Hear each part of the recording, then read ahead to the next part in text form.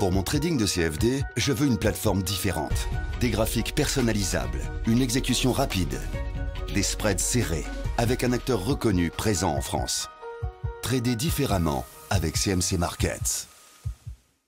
Salut, c'est Trado, voilà la vidéo de mise à jour pour l'indice parisien et pour Ibrigenix qui m'a été demandé de très nombreuses fois.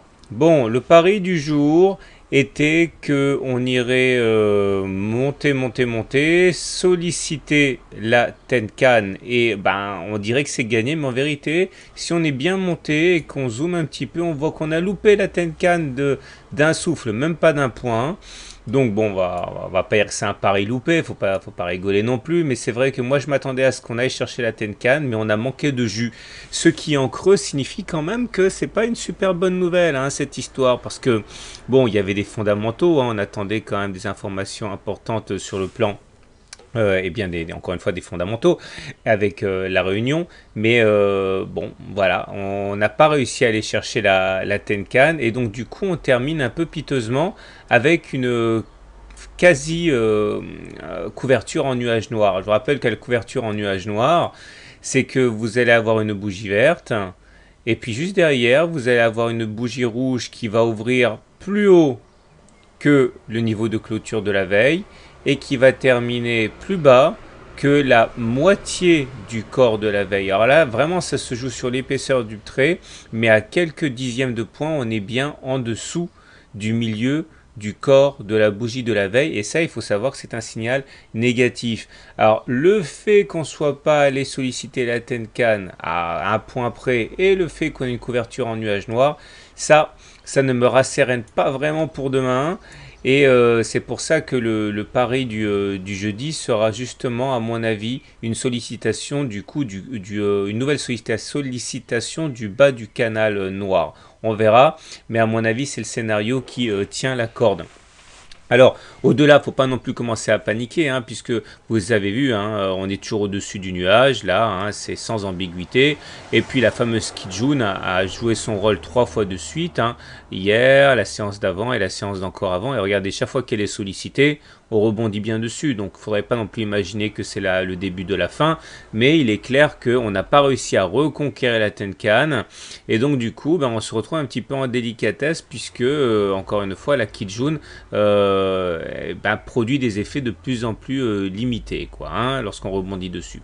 Bon, néanmoins, la Chinku ici, hein, a les coups des franges pour monter au cas où il y aurait une impulsion haussière. Donc, on a un accord en quelque sorte du filtre qui nous interdit pas d'être optimiste, même si à titre personnel, pour demain, je suis assez circonspect.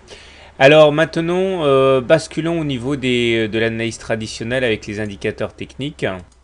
Alors, voilà ce qui s'est passé si on prend une grille d'analyse plutôt traditionnelle. On voit que la moyenne mobile à 7 séances ici s'est interposée entre les cours et la Tenkan et c'est sans doute ça qui a provoqué le déclin, hein, je m'explique.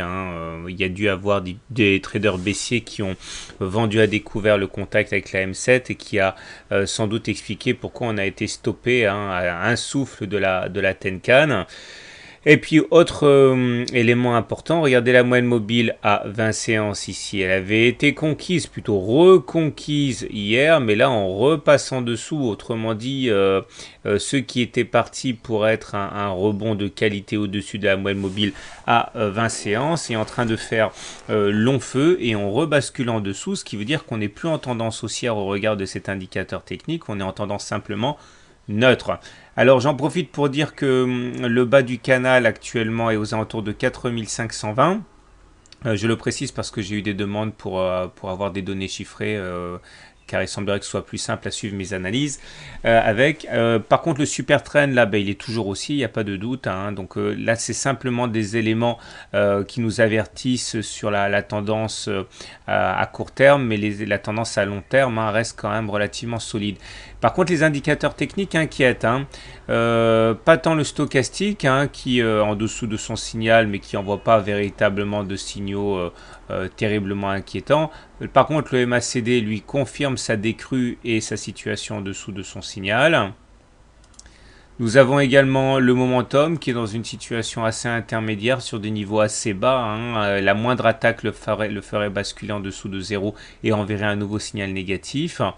le CCI n'envoie pas de signaux très clairs. Par contre, j'aimerais attirer votre attention sur le TRIX, que j'aime bien, car c'est un indicateur lourd et assez fiable, hein. Je vous rappelle ce que c'est le TRIX, et généralement utilisé avec son signal. Le signal du TRIX et le TRIX vont donc s'entrelacer et envoyer des signaux. Lorsque le TRIX casse son signal à la hausse, c'est un signal d'achat.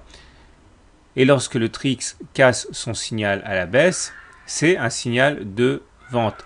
Alors regardez, comme c'est un indicateur qui est très lourd, il n'est pas facile à bouger. Et quand on passe le signal avec le TRIX, généralement on ne fait pas le voyage pour rien. Regardez ici, le TRIX a cassé son signal à la baisse, il y a une grosse baisse. Là, le TRIX a cassé son signal à la hausse, il y a une forte hausse, etc. etc. Et du coup, quand on regarde ce qui se passe actuellement, faites attention parce que regardez, là, le TRIX est en train de casser son signal à la baisse. Donc méfiez-vous, pas pour demain parce qu'il met du temps avant de rentrer en action le TRIX, mais ça plus les éléments que j'ai soulignés précédemment doivent inciter à la prudence. Voilà, passons maintenant à Ibrigenix.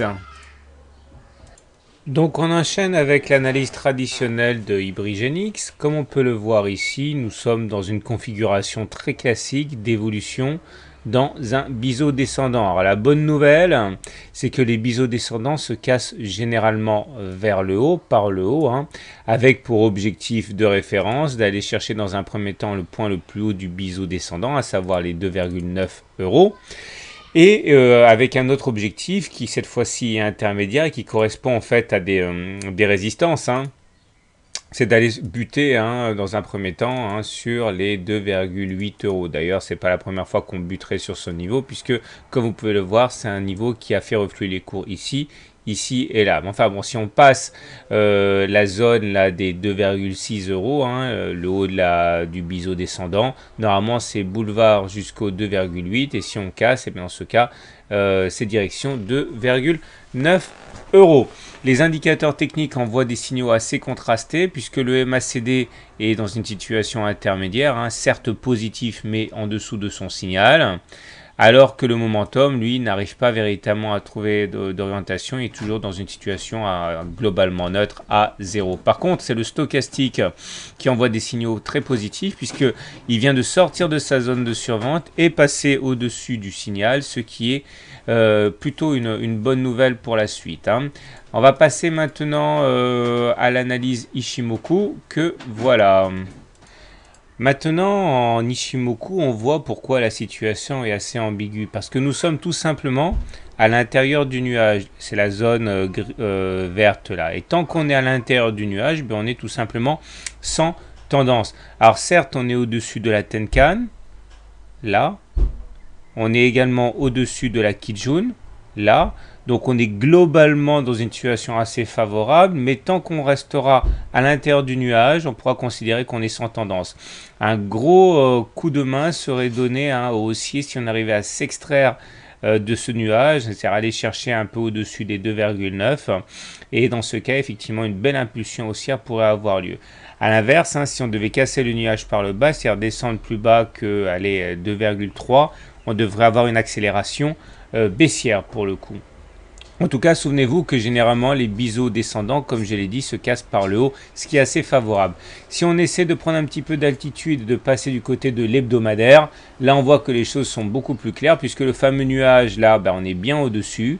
On est également au-dessus de la Kijun et au-dessus de la Tenkan. Donc sur cette unité de temps, pas de doute, on est en tendance haussière. Donc pour faire simple, à moyen long terme, on est haussier. En journalier, on est sans tendance, avec quand même un petit avantage haussier du côté de la formation, à cause de la formation d'un biseau descendant.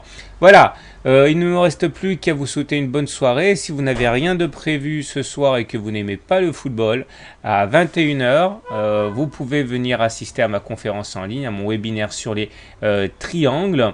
C'est comme d'habitude gratuit, c'est plutôt pour les débutants, donc n'hésitez pas, si vous arrivez avec un bagage minuscule en analyse technique, ce webinaire est fait pour vous.